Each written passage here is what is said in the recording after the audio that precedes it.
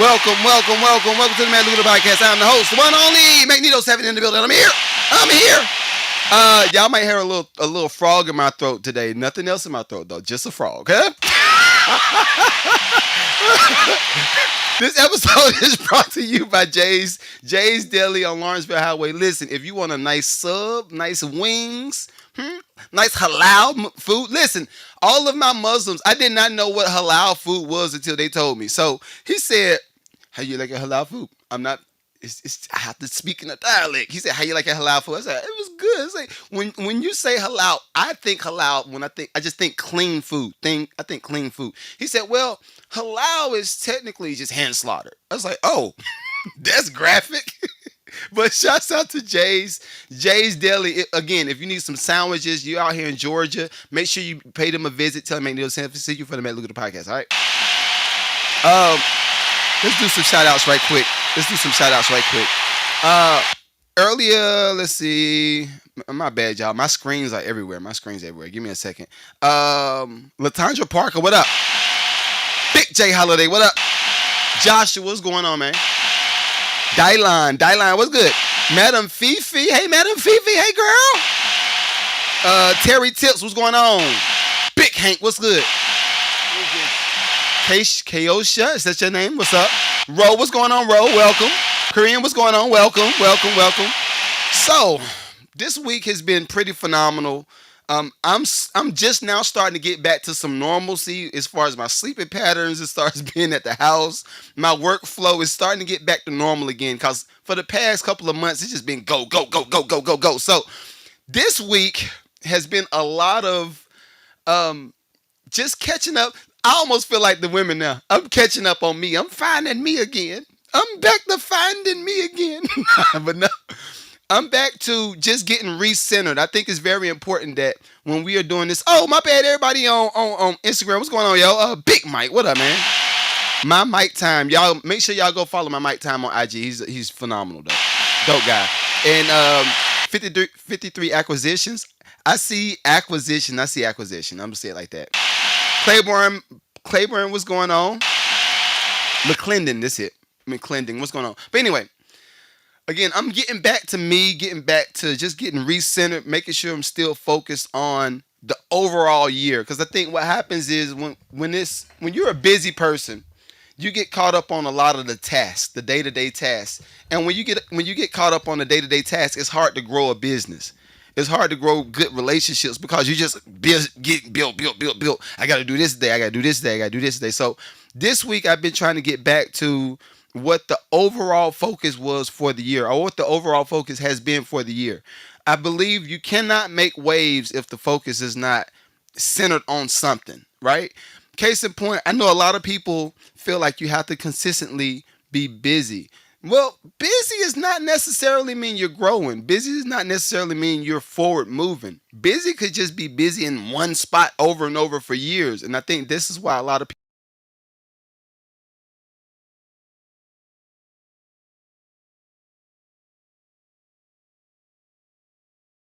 moving up technically. I'm moving up or not moving up the art of fixing watches. So now that I've mastered the art of fixing Apple watches, I'm a professional, right?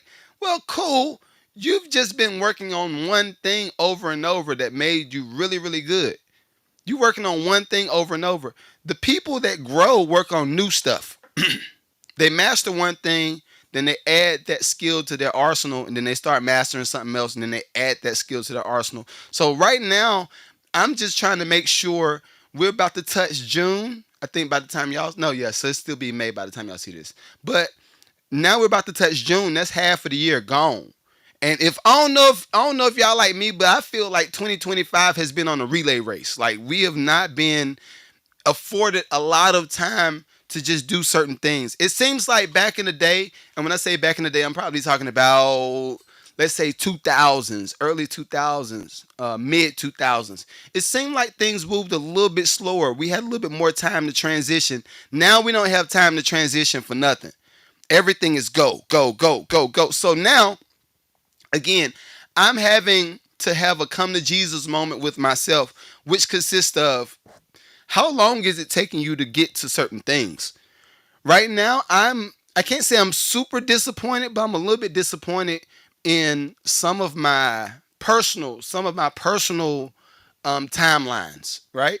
Because I believe now I get it. A lot of people's timelines consist of a lot of random stuff. One person's timeline might be, I just want to buy a car. All right, that's cool and basic. All right. Another person's timeline might be, I want to be a homeowner. Okay, cool. You could be a homeowner. You could buy a car. All this stuff is regular, tangible stuff. But the timelines that I have consist of, how can I set my whole family, not just my immediate family that lives with me, right? But my extended family, and then those cousins, then those cousins. What type of business are friends, cousins, friends, cousins, all that stuff? What type of business can I create that affects all of these people in a good way at one time? Where everybody's medium income is 150,000 and up. What kind of business can I create to give those type of people that type of outcome? That is my main focus right now. So for me, that is a heavy weight to bear on a consistent basis, especially when you have certain friends that start to die off, or if you have certain friends that have certain illnesses and their timeline is sped up way past yours. That's what keeps me centered, because I know a lot of us could start jumping online and we start seeing certain people's things and the things that's happening for our friends and all that stuff. We see the stuff online, but if you really break it down on a grand scale, if it only affects them, it's not really beneficial to nobody. So all of my platforms I've attempted to, or I am not attempted, I'm currently growing my platforms to have some type of effect on all of these people. Another goal of mine, and I'll go ahead and say it, then we're going to start, I promise you, but I just wanted to go ahead and get this out right quick. But another goal of mine was to get 1 million creatives to make $1 million. A million, not a million total, but 1 million each. So that's what, $1 trillion? Is that a billion? That's a billion, I think. I want to get 1 million people, 1 million creatives to get $1 million, right? I'm constantly on the search to, how can I get this done the fastest? What type of vehicle can I create to get all of these people that outcome, right? So if y'all see me start to disappear from online a little bit, this is why. This is why. I know a lot of y'all like my beat making videos. I know a lot of y'all like the way I did music reviews. I know a lot of y'all like a lot of certain content. But for me, it's like, yo, what is gonna do it the fastest, and how am I gonna affect the most people in the most effective way? Right? We're gonna get to the Diddy trial. We're gonna get to Papoose and Remy Ma and all of the stuff, the minuscule things that we could talk about in society. But right now, I'm like, how are we gonna do this big thing? Because this is one thing. I'm gonna pull this up right quick. I'm gonna pull this up. L, what's going on, girl? Make sure y'all follow the catalog, the L catalog. My bad. I was gonna say it wrong. Make sure y'all follow her. She is dope, phenomenal, little thing, little vibe. But this is a clip that I saw that came up, and I was like, this is very interesting, very interesting, and this is pertaining to the poor to middle class. And listen, all of my black people, I love what y'all doing it. I love that y'all are doing this, because I think part of the game, right? I feel like part of what we battle as colored people is the approach and delivery. Whereas some of my white counterparts might not have to have the approach and delivery put the exact way, right? What I mean is this. I know for a long time we've been pushed basic content, and the content might not be moving the needle. This is content that won't move the needle. The Diddy trial. That is one man going. There's one man going through one thing, right? Now, granted, it's a RICO charge. Some people say, "Well, this Cassie and him, and this is." But if you break it down, it is his one thing that he's going through. At the end of the trial, he is the only one that's going to be affected. Everybody that's been affected from then up to now, it's already done. They have to do their counseling, they have to do their soul searching and get their healing and all that stuff. They got to do the work. But right now, present day 2025, it is up to Puff. Well, it's up to the people to judge Puff and see if he's gonna go to jail. After that's done, it's done. It don't affect me or you. Minuscule conversation. Papoose and Remy Ma. Everybody going back and forth. Well, yeah, you know, I can't believe you Papoose. I mean, look at her. She done just got him another Papoose. Y'all funny too. I think they said she got him a Crapoose. Her new boyfriend does look like Papoose. They have a type. But again, at the end of the day, all of the celebrity gossip and the news and all that stuff, after it's done, it affects them. It ain't got nothing to do with us. The stuff that affects us. This is some of the stuff that affects us. How much money are you spending when you go to the grocery store today? L said Diddy trial is crazy. It's crazy though. It's juicy too. How much money are you spending when you go to the grocery store though? How much money are you spending when you get your gas? How much money are you spending on your power bill? How much money are you spending on house tax? Ooh, that's a good one. Because I know I've seen my personal house tax go from $900 to $4,000 in a matter of a couple years. 900 to 4,000. I've seen it. So I want to talk about these subjects. How are we gonna combat and offset the income that might not have grown while the bills are growing like this? How are we gonna make more? That's what I focus on. That's what I focus on. So that's why I keep telling y'all the beats and stuff is cool. I'm gonna keep making beats. I'm gonna keep producing. That'll never stop. But I want to make sure that something that I say or do affects you in a good way. All right. So this is a guy, and that's what I meant to say. That's what I meant to say about the approach and delivery. So a lot of my black people are getting online. What is this guy's name? Amaris Dad. He's doing it in a hood way, but he's talking about financial literacy and he's talking about just money in general. And I love it because I feel like these charts, the charts about the classes and the groups of people that's making the most money. I've talked about this for years. Maybe I'm a little bit more buttoned up. I am college educated. I am college educated. So maybe I'm a little bit more buttoned up. But I love it when my hood people get online and they shine light on some of the things I've been talking about, because it's clear that their delivery can touch a certain group of people that I can't touch. And I'm man enough to admit that. I'm man enough to admit that. So being that my group of people might be the college grad, the people that's working on their second career, if I'm talking to them, this dude is talking to the hood, the people that's going to listen to Sexy Red, the people that's listening to all of that stuff. I love it. I love it. You got to have somebody to be able to hit everything. All right, so let me pull him up right quick. I love how he's talking. Y'all will just be able to hear it on TikTok. Everybody else, y'all can see it on the different platforms. But all right, here you go. Here we go. All right, so let me see where I fit in. And what he's talking about is it's a chart, and it's an income chart based on groups. All right, so it says near poor, then it has a hyphenated broke, 32,000 or less. That's broke. You just dead broke. You make it 32,000 and under. All right, dead broke. Middle class, very poor. It's one step up from broke. Very poor. You make it 32,000 to 53,000. Right? Middle class, and then it says upper poor.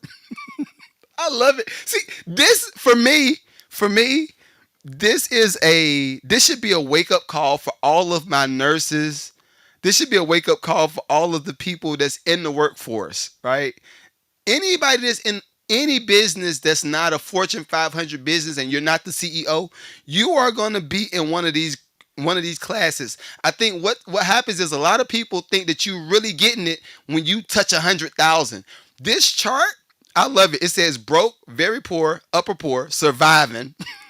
Surviving is 106,000 to 373,000. That's a good salary, right? 106 to 373. But he put surviving, and then middle class, it starts at 373,000 and up.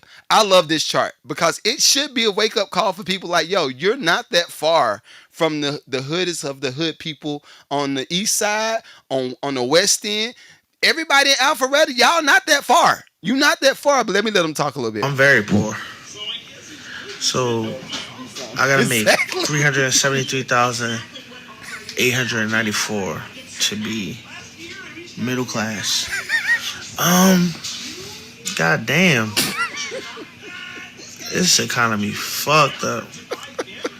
So if you make 32,000, you broke as shit, poor or near poor. Nigga, just say they just poor. Lower middle class, very poor. 32 to fifty-three I love it. thousand $413. God damn. I didn't realize how broke I was till I looked at this chart. And this John is rich, middle class. $373,894. That shit is cooked, man. So Yeah, I love it. ain't I love it. I'm gonna pull the Tyra Banks on you. Learn from this. Learn from this. We were rooting for you. Uh, again, this just I just wanted to play this as a wake up call. That's all. L says, man, facts. I just wanted to play this as a wake up call because a lot of people get the big head and we think that we made it. Like you really, really made it. No, you ain't made it just yet. And again, for me, if you ask me what made it is, or if you think somebody's rich, I'm gonna say, okay, you're rich if you've affected at least 5 to 10 people. If you the only one that's making a million, all right, you doing all right. You doing cool. You doing decent. But if you've affected 5 to 10 people, all right, yeah, you're rich.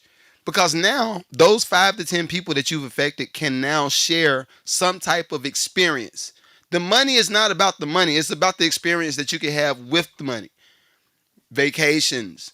If we talking about Christmas season, personally, and I know I'm not there yet. That's why I will never say I'm good. I'll say I'm doing all right, but I'm never gonna say I'm good just yet because I've been wanting to take 2 trips, and I'll let y'all in. It's 2 trips I want to take. I want to take my family, and when I say family, I'm talking about my staff, family, like immediate family, my wife, daughters, all that stuff, and my mom and all them. I want to take all of us to the French Riviera on a summer trip.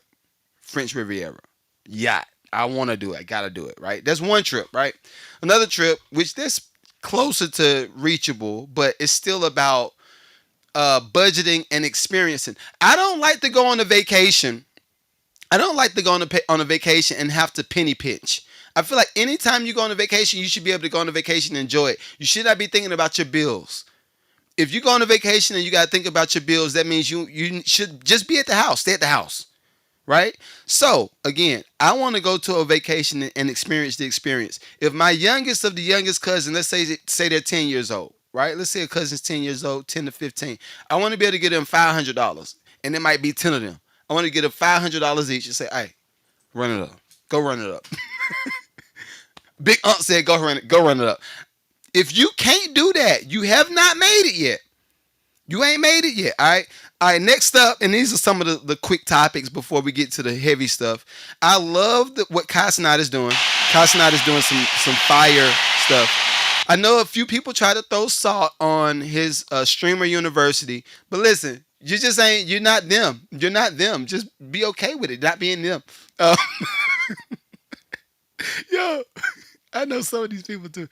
No, okay. If you know somebody really well, don't expect for them to do things for you that you wouldn't do for them. Aha! Aha! Gotcha. This is what I mean. This is what I mean. If you know somebody, don't expect them to do things for you that you wouldn't do for them. I don't know who was the girl. I can't remember the girl's name that got online. She was crying, talking about how she didn't get accepted to Casanat's university. Well, whoever did the edit, they did an edit and then they cut straight to her. She was cussing Casanat out. Yo, shorty, your mother ever. And she was pulling her face. And it was a lot of combative energy, right? And this is before he was like up. He was still up, but he wasn't up. Of course. Why would he induct her into his university if that was her energy? I don't care if it was for content's sake or whatever. No. Some people's energy, you just don't want to welcome into your space. Casanat said, nah, I'm good. I give one for that. I love it. I'm all for a nice little petty moment. I ain't gonna lie. I'm up for a little petty moment. But this is Casanat's Streamer University. I just want to play a little bit of it because I love it. I love it. Look at this, yo. This is something. This is something for kids to look forward to. Look at this. Hood babies, I see you in this. God damn. That's double Rakai. Look at this. Hey, don't be doing no dumb shit while you here, all right, nigga? All right, so look, I know I'm late. My New Yorkers love to drop the N bomb easily too. All of my New Yorkers, let's lighten up on N bomb. I use it too. I do. I'm not a saint, but let's lighten up a little bit. Oh my gosh, I appreciate everybody for being here. This is about to be the latest days ever. I love it. Look around. Look around. He got hundreds of people in this room. It look like maybe 1,000 even. If y'all haven't been to I want to point something out. And this is always my ta-da, ta-da. Nah, that's the comedy one. We don't want that one. That's a ta-da, psh, that's comedy. We want the da-da-da-da-da-da-da-da-da, pow, right? Music, got to do the music. The right music got to line up. But I love when people online choose to accept everybody for whatever their talents and gifts are. I love that. If you look in this audience, he got Asian people, he got black people, he got white folk, he got older people, he got younger people. I love this. This is what it should be about. I feel like content and streaming should be a reflection of life. It's not going to be one dimensional in life, right? Let them talk. This is going to be a real simulation of how college goes. Just way more lit and way more active. just way more lit and way more active. All right, to the big creators out there that's in the crowd right now, this is like y'all are gonna be setting examples and meeting new people on campus and showing them how to really get their back into the small creators. This right here, I ain't gonna lie, y'all about to go crazy. Where's Snow Cone at? I be watching a lot of people's shit. Nigga, look. See, N-bomb. That ass, I'm excited to see everybody really cook up. I'm gonna go ahead and emphasize this. Y'all will spark stream as soon as you get your schedule and as soon as you get your dorm key. Your dorm key. The microphone is crickling. That's why you're doing all like that. This?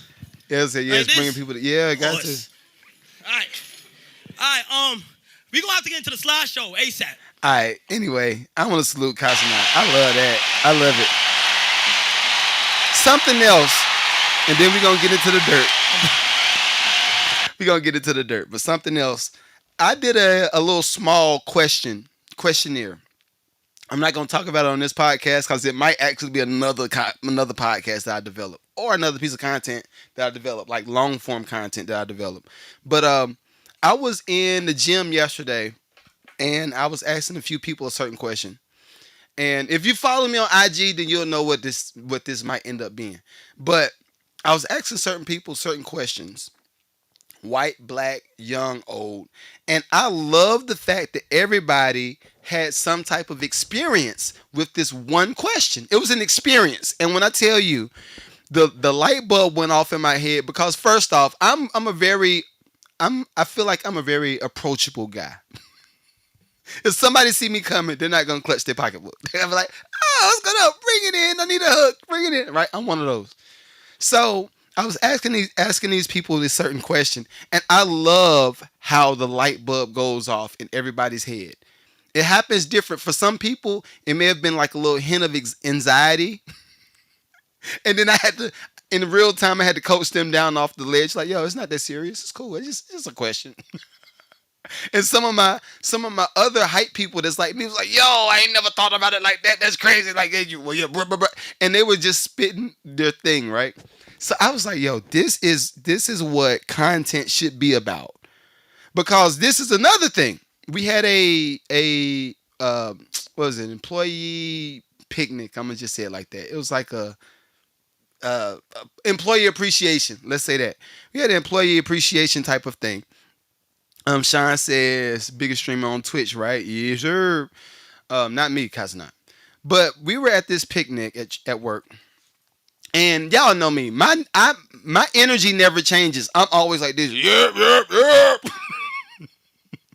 Even even with the commissioner. Like, yo, how you feeling? You good? That's me all the time. Right? But me, who was it? Me, James, Wes, Derek, all of us, it was a few people in my age group, the 30 and up crowd. We were all sitting at one table and we were laughing and we having conversations and we were just going back and forth. Jones and I see you, oh, you wore the joint. Like we were doing all of that at the table. And we look back, well, I look back first. I look back at the table behind us, and these kids were probably the newer ones that's in the tech side of business, where we just got them in as interns. So we're looking at them. All of them work together. They work together. Everybody like this on the phone. Ain't nobody saying nothing at the table. I was like, this is the issue right here. This is where the big issue is going to be. Everybody at that table was just on their phones. Nobody was talking. Nobody was having a conversation. No one and nobody could find love. No one and nobody can find, oh yeah, I need a new opportunity. Your opportunities are connected to people. I don't know if y'all realize that. Every opportunity that you have or every opportunity that you want is connected to somebody. How you gonna find them? If you one of the people that's just wanting to be to yourself, and I talked about this too. I don't want to get in this bag because I want this to be a happy medium podcast today. But this happened earlier this week. Keep in mind, I just told y'all about the kids that was just brought on as interns. I want to say they're probably in their mid-20s, mid to early 20s. Well, this one was not a kid. This one right here was not a kid. I went to my restaurant of choice. I'm not gonna say the name of it because they're not paying me for the slot just yet. But I went to this restaurant that I like to go get coffee and bagels from. And everybody knows me. I know every worker, almost every worker. I even know the chefs in that restaurant. But I go in, they say, "Hey, good morning, Mike. How you feeling?" They're like, "Yeah, I'm good. How you feeling?" And we do a little quick weekend recap.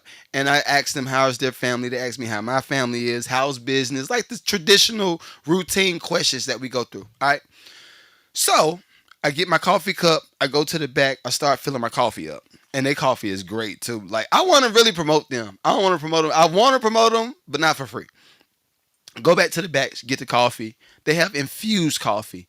And I'm just like, okay, we get this a little bit cream. So I fix my coffee. I sit back and wait for my bagel. It's like a bagel, what is it? A saga, a Santiago, some Santiago bread bagel, something like that. But I'm waiting for it as the sister comes in. The sister comes into the restaurant and she looked cute. She was cute, older lady.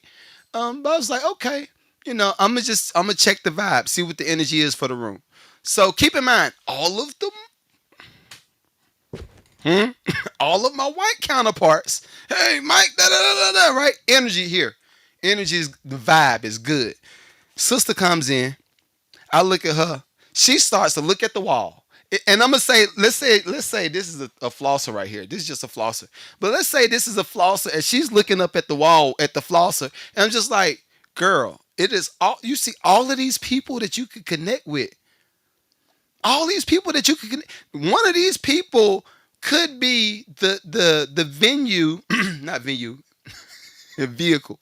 One of these people could be the vehicle to your next career choice. But you're choosing to look at this effing dot on the wall. Put your head down and look at these people. And she never looked away. She intentionally tried to not be talked to. And I said, I gotta talk about this on the pod. I gotta talk about it. Cause for me, I'm hearing the same conversations happen over and over.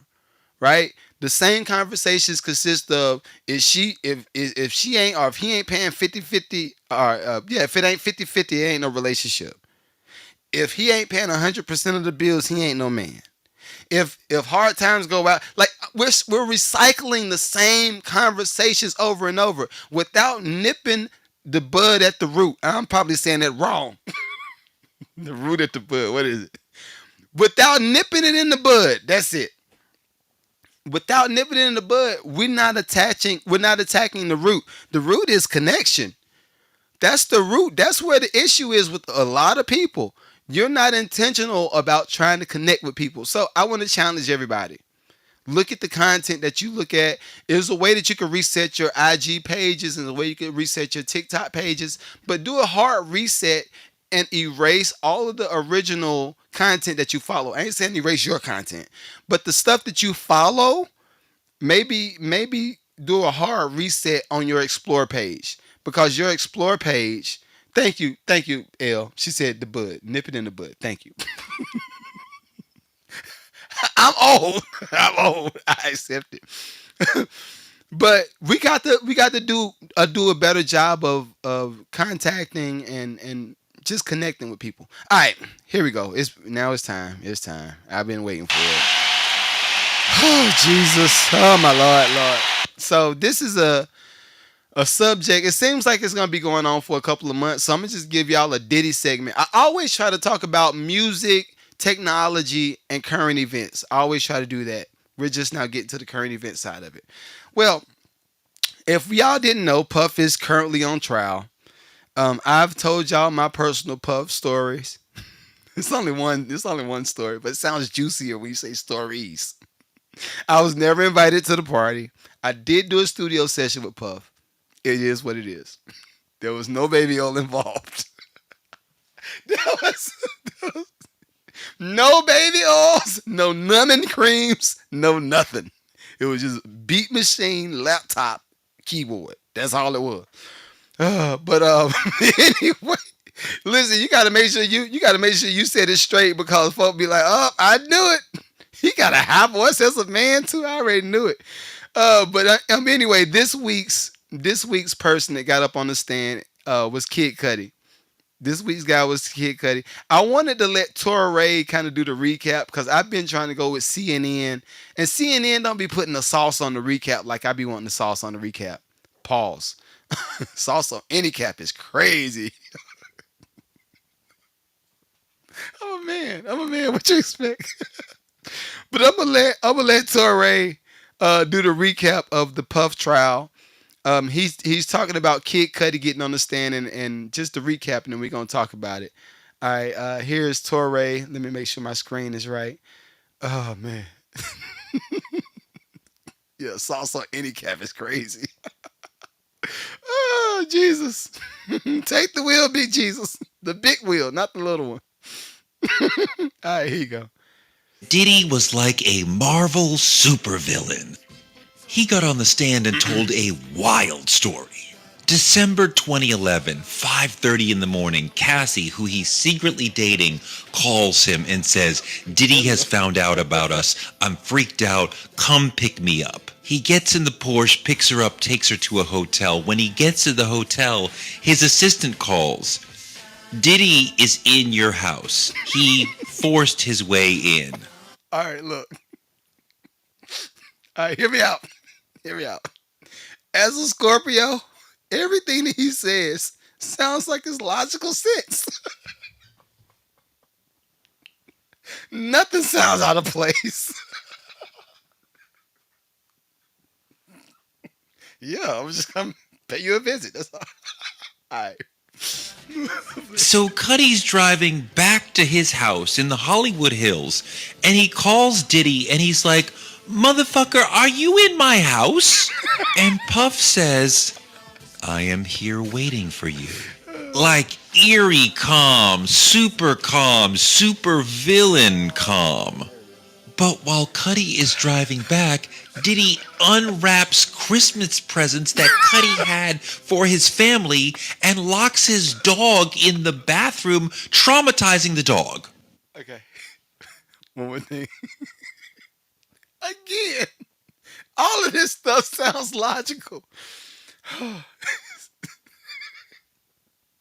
Hey, wait. Hey, I can imagine Puff at Kid Cudi's house. Like, this is what you bought? Like, this is trash. Let me open this one. Let me see. Let me open this one up. It's trash. Balenciaga, again, trash.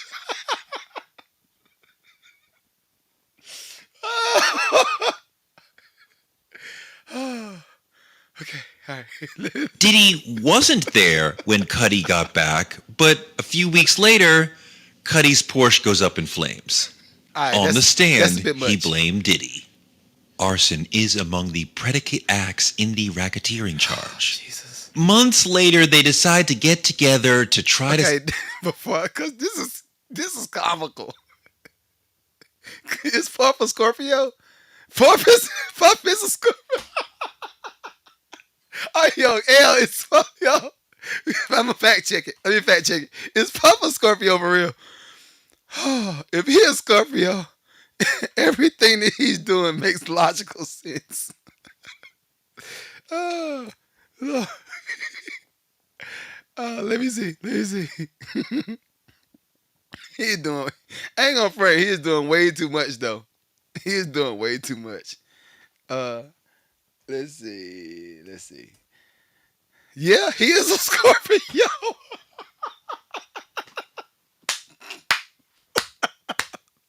Hold on, let me pull it right quick. Oh Jesus. Puff making us look bad out here in these streets.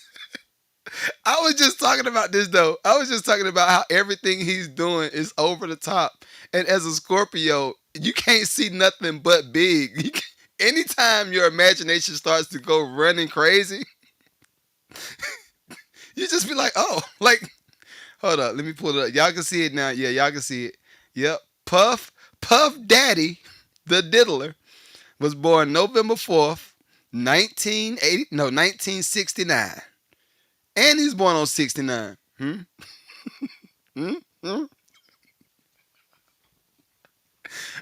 wish I had that Kendrick Lamar. Freaking nigga is 69 God. Oh, Jesus. Oh, take the big wheel, Lord.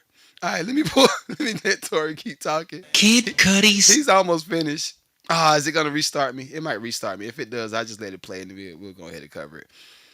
Everything that Puff is currently doing is made logical sense to me, especially if you have resources and power. That's why I played Kanye West Power when I first started the pod. That's why I played it. Everything that he's doing makes perfect sense to me. All right, the screen is mad big. I need some help on this technical stuff. There we go. There it is. Kid Cudi said Diddy was like a Marvel supervillain. Can't fast forward it? He got on the stand... I can't fast forward it. Told a wild story. It ain't that long. December 2011, 5:30 in the morning, Cassie, who he's secretly dating, calls him and says, Diddy has found out about us. I'm freaked out. Come pick me up. He gets in the Porsche, picks her up, takes her to a hotel. When he gets to the hotel, his assistant calls. Diddy is in your house. He forced his way in. So Cudi's driving back to his house in the Hollywood Hills, and he calls Diddy, and he's like, motherfucker, are you in my house? Yeah, you can't change your birthday. It's already done. It's done. It's a wrap. And Puff says, I am here waiting for you. Like eerie calm, super villain calm. But while Cudi is driving back, Diddy unwraps Christmas presents that Cudi had for his family and locks his dog in the bathroom, traumatizing the dog. Diddy wasn't there when Cudi got back, but a few weeks later, Cudi's Porsche goes up in flames. On the stand, he blamed Diddy. Arson is among the predicate acts in the racketeering charge. Oh, God. Months later, they decide to get together to try to settle the beef. They decide to meet in a hotel, in a meeting room. Diddy is already there when Cudi walks in. And Cudi says on the stand, Diddy is looking out the window calmly with his hands behind his back, looking like a Marvel supervillain. He said, or Nino Brown from New Jack City. Nino Brown from New Jack City. His calmness was very off-putting. At the end of the meeting, Cudi said, so what are we going to do about my car? And Diddy said, what are you talking about? That really bothered Cudi, as you could imagine. This sort of vengeful, retaliatory action is part of what the government wants you to see as part of the coercion and the control and the violence he used to keep Cassie from... I mean, If you're asking why didn't she just leave after she sees Cudi's car blow up, Yeah. Kid Yo, Cudi said yo, I'm getting all my updates from him from now on. It's all right. All right, so let's recap it right quick. All right, so everything that Torre said made perfect sense about Diddy. All right, especially given the birthday, November 4th. All right, we gonna get that. Elle said she wanted to change it. She can't change it. It's already done. What's done is done. But something else I think that everybody is missing. I think this whole trial, as far as right now, I don't think it's not all about the Rico case per se.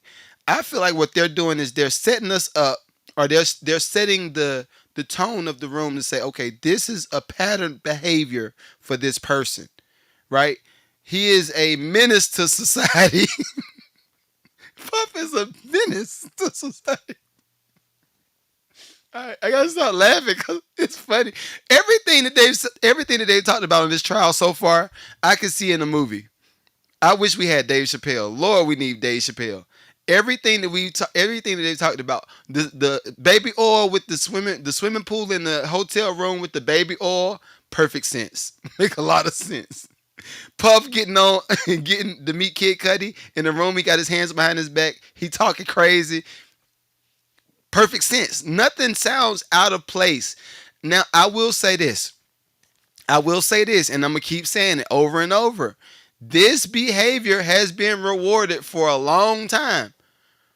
This behavior has been rewarded for a long time. The only difference is it's been under different contexts, right? Case in point, with the whole freak off idea, right? Everybody back in the day, including myself, yep, I ain't gonna lie. What? There's no need to lie. Now, I didn't know that they were doing all of the stuff, but when I lived in LA for a little bit, I was definitely wanting to go to the Puff parties. Everybody wanted to go to the Puff party. Not only because it was a dope party, but you knew you were gonna network with everybody and their mama in that joint. I ain't gonna say nothing about the other one. Cause I feel like there is another group of parties that's publicly broadcasted over and over, right? But it's something else in disguise. I feel like it's something else going on behind the scenes. And I said, and I just be proven wrong or right later on down the road, huh? This is what I should have did this honestly with the Puff stuff like a year or so ago, cause I've been talking about this for a minute too. My thing is integrity.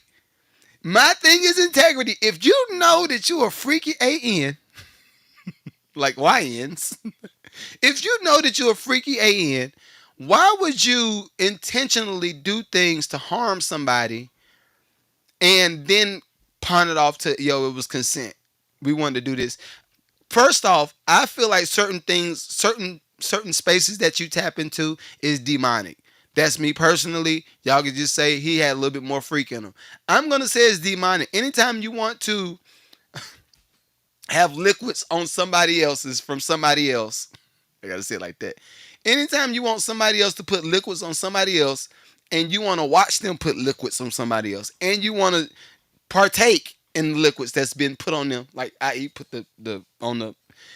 If you like that, I feel like that's demonic. I don't think no regular dude is gonna want to do that. I don't think any regular female is gonna do that. It's a different. It's something different that they tapping into, a different vibration, and it's low. It ain't happy go lucky Pharrell singing happy going through the streets eating croissants. It is some dark energy that's attached to that. So I'm gonna look at that. And now I'm always looking at why are certain things placed in certain spaces the way they are. Met Gala. Every time we see the Met Gala, is pushing some type of narrative. All of the narratives are made to they make the dudes wear the dresses. All right, cool. Now this is the thing. I've talked about this before. If y'all see me in a dress, no, I got paid. I got work to do. If you see Nito in a dress, them folk had them M's. Notice I did not say I would put it on. I'm so fake. I'm so fake. But no, every time we see the Met Gala, it's always the same type of dark something. It's never been a nice light energy. It's always something to push sexuality. It's always something to push. They're pushing sexuality, but they're pawning it off on fashion. It's high fashion. I don't believe that. I don't believe that. Why y'all make Shiggy? Ain't that the dude name?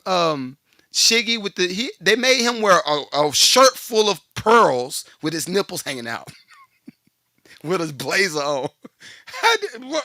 What, no. What narrative are y'all pushing? Something else I want y'all to look into, and maybe I'm wrong. But what's up with the Rock Nation brunch? What's up with the Rock Nation? It's a lot of stuff that's always broadcast, but we never look into it from the other perspective. It's something behind it, and I ain't saying guarantee. I ain't saying guarantee it, but they talked about the puff parties for years, and everybody talked about how happy they were to go to the puff parties. Where all these people at now? Where they at? Where they at? Where they at? Beyonce. Where they at? No, no, no. He ain't the only one that was out there doing nasty work. He ain't the only one. All right, we got to get to the tech. All right, and I'm about to start running out of time too. All right, so in money news, because y'all know I always like to talk about a little bit of current events, and then we're going to talk about the money. So as far as the money goes today, I have been talking about the Chick-fil-A bot for a while. Now it's starting to surface in a few more places, but it's a Chick-fil-A bot, and then we got the AI school, but we're going to go to the Chick-fil-A bot first. All right, so y'all can't see this on TikTok, but y'all can see it on Twitch, YouTube, Facebook, all that stuff. Right now, they are officially ushering the Chick-fil-A bot into neighborhoods. So when I first talked about this, Chick-fil-A was doing a pilot program, and this was a part of the marketing strategy. And it's on repeat. I've talked about this over and over, but I'll tell y'all because this is a new audience. So this is about 2 years ago. About 2 years ago, I talked to one of the employees from Chick-fil-A, well, more so like a manager, but he was saying Chick-fil-A is about to start doing some rollouts, and they're building new Chick-fil-A's. I don't know if I'm in Georgia, so I'm seeing them everywhere. But if you notice, every Chick-fil-A is right beside a condo community or an apartment complex. Every Chick-fil-A. That was intentionally done. They bought the land right. Chick-fil-A would buy the land at the same time as the apartment complex would buy the land. And what they were going to start doing is rolling out the pilot program for these bots, right? The first place I saw it was up in Alpharetta because I saw the employee loading up the Chick-fil-A bot. And I was like, what's that right there? It was like, oh, this new bots we starting to roll out. So I was like, well, and this is probably 2022. So they're about pushing 3 years now. He was like, yeah, we gonna start doing the bots, but we'll see. It's just a little pilot program. Guess what? It's here. It's officially here. I've been coaching everybody into developing businesses. I say develop your business so that when the technology starts to change, you won't be out here looking crazy in these streets. Well, guess what? If you ain't listen and take heed to what I was saying, it's here. You can't see it on TikTok, but y'all can see it over here. Now look at this. This is a Chick-fil-A bot. Right? Self-driving, delivery, drop off. It says in Atlanta. Yeah, it's here. Look at this. Watch the people's reaction.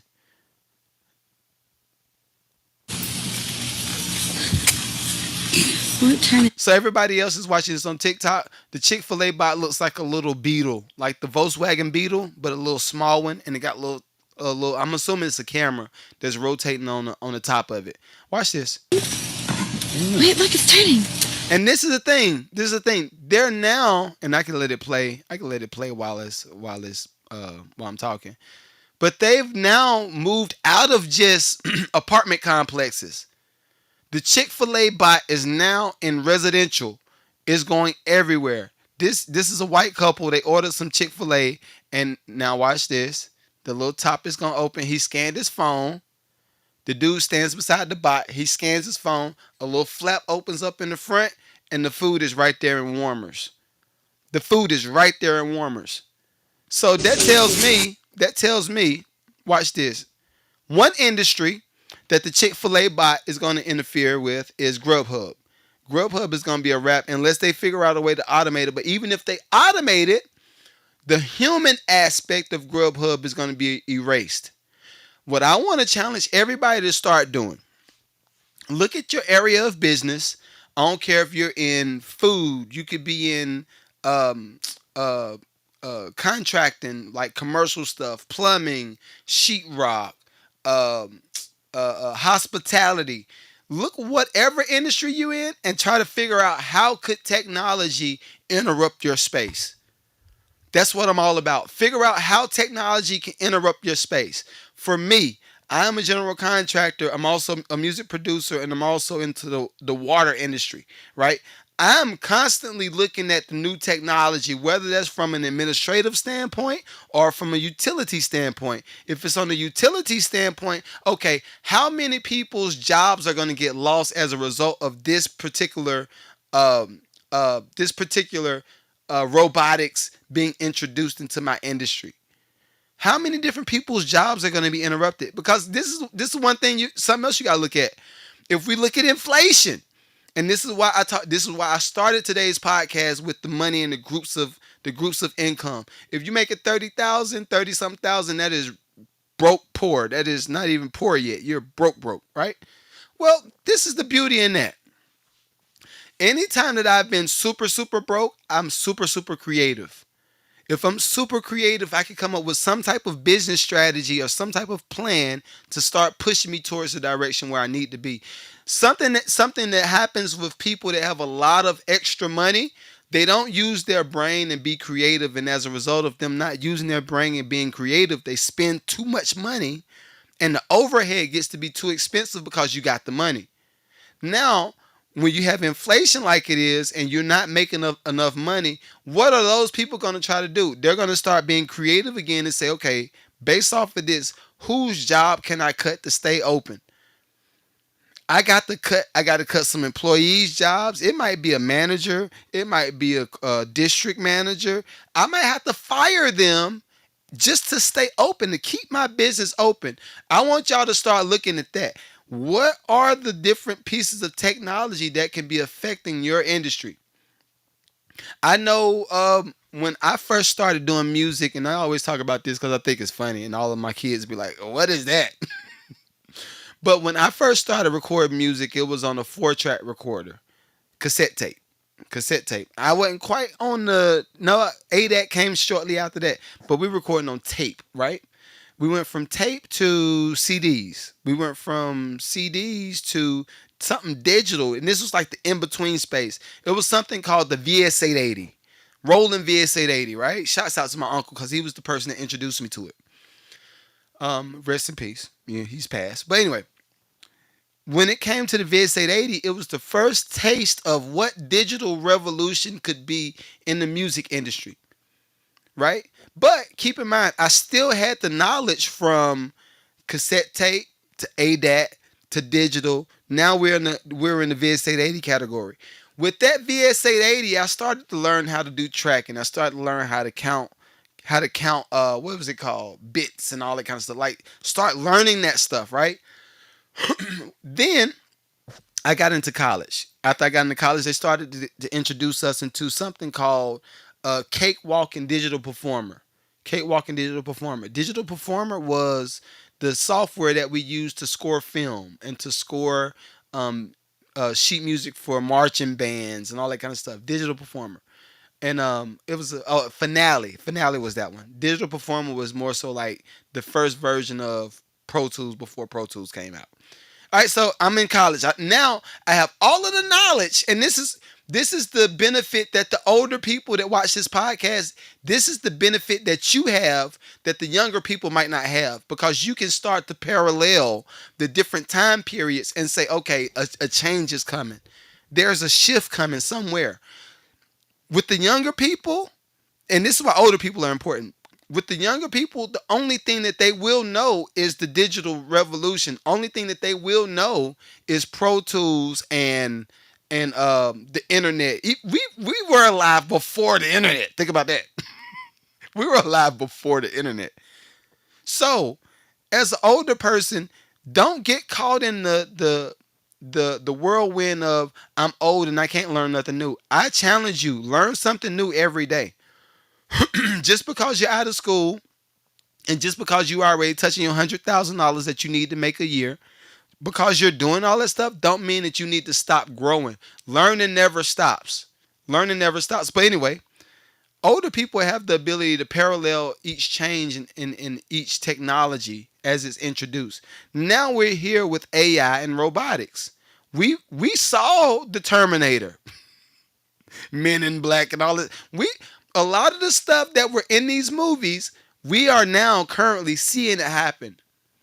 But remember, in the movies, there was always a bad ending. Or if it was a bad ending, it was bad, and then something good happened at the end. It was like a rebirth, right? I want to challenge everybody to start looking for what the change is going to be in your space. What is going to be the change? Again, with the Chick-fil-A bot, Grubhub, it's going to be a wrap. Because if Chick-fil-A made it work and they were the guinea pig and they had the resources to put behind this technology, what do you think McDonald's is going to do? Huh? Then was that in Georgia? It may have been somewhere in Georgia or online where I saw it. But they've already started to introduce the robotics in the cashiers, and the only thing that's human driven are the chefs in the back. The only thing that's human driven is chefs in the back. Now, if you think about it from a owner standpoint, makes perfect sense. Of course, why wouldn't you want to put a robot in the front of your store? You can upload everything that somebody would want to know about your restaurant inside of that robot. If you have a customer come in and say, "Hey, man," and I'm talking about the further we get along, the further we get in robotics, you're gonna have customers coming to your restaurant and say, "Hey, well, what about if I got the number three? Are there any food allergies in it? Is there any peanuts, anything in that?" Instead of the person that's human say, "Hold on, wait for 1 minute. Let me go to the back and ask." And they're gonna go to the back and they're gonna ask the chef, "Hey, we got peanut. Does this chicken have peanut in it?" Ain't no more of that. If you upload all of the information inside of the robot's gonna spit all the information. Well, yeah, it has peanut allergy. If you have this, it might affect this allergy. And the person can go deep in depth with the conversation with the robot. That's what's coming. So if I were y'all, I would start figuring out how can I incorporate some of this stuff. And if you can't afford to incorporate it just yet, okay, learn the soft skill. The soft skill is going to be AI technology. That's the soft skill. Speaking of, this is my last clip I wanted to bring up because I thought it was pretty cool. And this is for me. I've told y'all about my oldest before. My oldest is on the spectrum, right? And she's high. She's low on the spectrum, so she's high functioning. She can talk and all that stuff. It's just little small hiccups that we go through. And all of my parents is raising children that's on the spectrum. It's different. It's difficult. Thank God I got a wife. Thank God we have a nucleus family. But look at this. This is something that I wanted to talk about a while ago because it was just an idea for me because a lot of people know I have an after school program and I have a curriculum that's teaching kids content and AI technology mixed with music and scoring and all of the soft skills that you need. In addition to executive producing shows, I'm teaching kids how to do this stuff. Well, I was thinking, what if there was a school that could teach kids how to use AI, like actually use it and come up with like real hard problems and they both resolve it and they could pitch it to a business. What if there was a school that could offer that? Well, guess what? There is. There's a school that could offer this. I'm going to pull it up right quick. I thought this was pretty cool. I think this particular school is based in Texas. So if it's anybody in Texas and you want your kid to start learning AI technology, it's there. Check it out. School in Texas that only has 2 hours of class per day is taught by AI and has no teachers. And the school is they're in school 2 hours a day. It's taught by all AI, no teachers. results are kind of scary. Students at Alpha School are testing in the top 1 to 2% nationally. In fact, it's been so effective that they're now expanding across America to Florida, Arizona, California. All right, so they got right now Texas, Florida, Arizona, California, and New York. That's where they're rolling it out right now. The cities The cities are Houston, Fort Worth. They're doing K through 8. Orlando, Florida, Tampa, and Palm Beach. They're doing K through 8. Arizona, they're doing K through 8. That's in Phoenix. California was the Saint Barbara. They're doing K through 12, and then New York is doing K through 8. All right. So if y'all are in any of those cities, consider bring. Hey, and New your kids are gonna need to know this stuff. The students are learning academics through AI tutors, which give them a one-on-one personalized curriculum. And after their short morning academic block, the rest of the school day is spent learning real-world skills like public speaking, entrepreneurship, and financial literacy. They also built a school in Brownsville, which is one of the poorest school districts in the country. And the students there demonstrated 2.1 times faster learning compared to national norms. So the question is, should more schools around the country adopt this approach? Or is this something that could never work for larger schools? I think they definitely need to adopt it.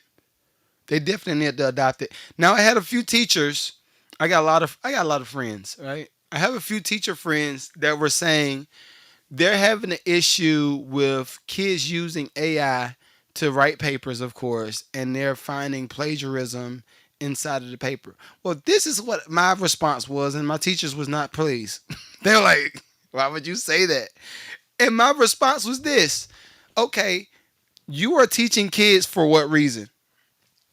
Are you teaching kids so that you can flex and show your educational background and show how great you are as a teacher? Or are you actually teaching the kids hard skills that they could use after they leave your classroom?" That's one of my issues. And another thing was, I'm looking at papers like, okay, cool. Granted, the kids have to learn how to speak. They have to learn how to communicate. They have to learn how to write, read, all this stuff. That is the basic stuff. They have to have this stuff. But when it comes to colloquialisms and the extra, nobody's gonna use that skill. Nobody's going to use that skill. So now all of my English teachers, unfortunately, now it's time for y'all to start doing some digging and say, okay, I went to school. I got a bum degree. All right. I don't want to say it like that. I love y'all. I promise I do. I just be popping off sometimes. I be popping off. But, and this is the thing. I am a person that went to school and got a degree in classical studies, but I have a minor in business administration, right, years ago. Ever since then, I was like, I'm never going to school again. Based off of the skills that I know that I use on a consistent basis and the things that pay me, I wouldn't go back to school for those reasons. Even when it comes to, um, let's say for instance, I want to go to school and start teaching AI technology, right? I want to go to school and start teaching AI technology on a collegiate level. All right, it's very few degrees that's going to show people that I'm a beast in that area. What shows people you're a beast in a certain area is you develop in a business and you become a G at it and you hone in and dominate the industry. Now people want to learn, they want to learn, how did you do that? Like you went in and what's your background again? How did you make $1 billion off of this? And you didn't, and those be my points every time. That's what I'm pro education, but I'm not pro school. I'm pro education, but I'm not pro school. Everybody can get certain information in different ways. So all of my teachers, now it's time for y'all to even start stretching. Buddy just told y'all, what is this, the Alpha School? The Alpha School is already incorporating AI to eliminate your whole job. How you gonna make money? How you gonna pay your bills? I would suggest figure out, and I've said this 1,000 times, but figure out how AI, technology, and robotics is gonna affect your industry. As soon as you figure it out, okay, now what problem could be presented as a result of it coming into your industry? And this is how I develop all my businesses. How is technology going to affect my business?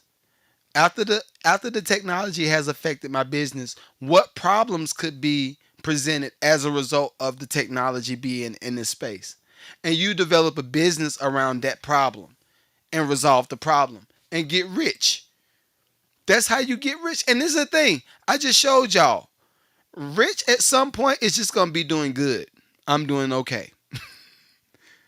All of that lifestyle of the rich and famous and MTV Cribs, that whole concept is a wrap. Like I feel like the people that's next up are gonna be all tech based. Look at all of the people that bought into Bitcoin early.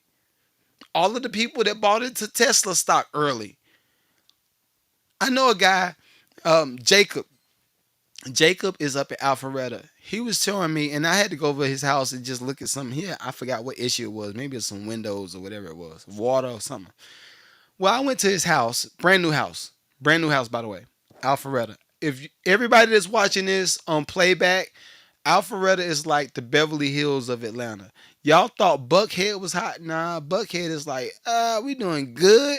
Alpharetta is wealthy, right? So anyway, I go to Jacob's house, and I'm looking around. He's like, man, you know what? You never guess it. I was like, what? I love my white people too. You never guess. I was like, what? How much I paid for this house? I was like, it's brand new. I was like, I could pull it up on Google or something right quick. He's like, this house was $1.8 million. I got to steal. I was like, okay, tell me more.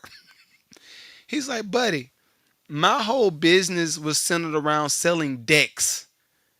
I sold decks, like the decks that go in the back of houses or like front porches, like with the wood deck. He said, I sold decks the majority of my life for the last 15 years. I was like, okay, so the decks bought this house. He's like, no. He's like, Tesla stock. He said, I started buying Tesla stock in, I'm going to say 2009. Let me say a number. He said, I started buying Tesla stock in 2009. And I said, something might be coming up with this thing. He cashed out, I think he said a quarter or half of his Tesla stock, because he said what he started doing, and this is the lesson. The lesson is start doing it now, so later on you can do what you feel like doing. I think he said when he first started buying Tesla stock, it was $20. $20. He said he'll pay it. He'll put $100 aside after he sell a deck. If he sold a really big porch, he'll put another $200 aside. And he did this for a few years at a time. Guess what? His Tesla stock was now worth $8 million. And all he was doing $20, $100, $200 at a time. This is why I get mad at people spending money on frivolous stuff. He cashed out, not even that's a quarter of his earnings from Tesla stock. He cashed out and paid cash $1.8 million for the house. Cashed out, no mortgage. So I want to challenge people, fight the urge for immediate gratification. Fight the urge. Everybody sees how stupid it looks when you do money. When you do stupid to money, you buy J's and you can't afford it. You go trick off and you go to the clubs and you can't afford it. Even dating, I'm gonna get with some of the people that say you shouldn't date if you broke.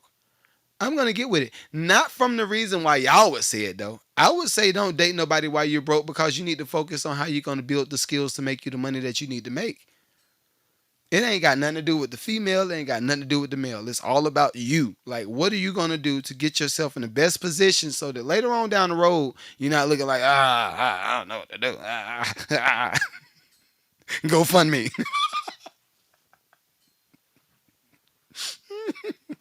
You gotta go fund me. I need some money. I'm trying to get us out of that category. And the only thing you could do, I challenge y'all. I might start like a group. My main crypto that I buy is XRP. Right? That's me. That's what I buy a lot of. Maybe I'll start a group and say, look, we're gonna start putting $5 and everybody put screenshots. $5 purchase. I purchased my crypto for the week. I purchased my stock for the week. $5, $10. It ain't got to be a lot of money. Just start. Please start. But hopefully y'all enjoyed today's show. I enjoyed bringing it to y'all. Also got to pay a couple of bills. If y'all are avid watchers of the Mad Lucrative podcast, I have something called the 30-day social media challenge. 30-day social media challenge. The challenge consists of Something to post every day. I'm working with you on your brands. I'm working with you on your colors. I'm working with you on your pictures and everything for 30 days. Well, guess what? This challenge, when I'm offering it and doing it one-on-one with businesses, is $2,000. It's a $2,000 course because it's 30 days. It's really cheap for 30 days. But what I did a recorded version of it. I have a virtual version of it. It's only $50, $49.99. All right. So if y'all are a content creator, you're a musician, and you're trying to figure out how to monetize your music, trying to figure out how to monetize your art, you don't even know what your art is just yet. Go get the 30-day social media jumpstart or the 30-day social media challenge. Go get that and then holler at me. All of my information is in the package, is in the PDF, and is a video for every day. 30 days I'm giving, and it's an hour-long video. I'm giving you all of the game. All of my businesses that's making $10,000 and up per month, they're going by the same plan. So make sure y'all go ahead and cop that. And that's all I got for today. That's all I got for today. Hopefully y'all have a good day. Have a good week. I'm going to holler at you next time. Peace.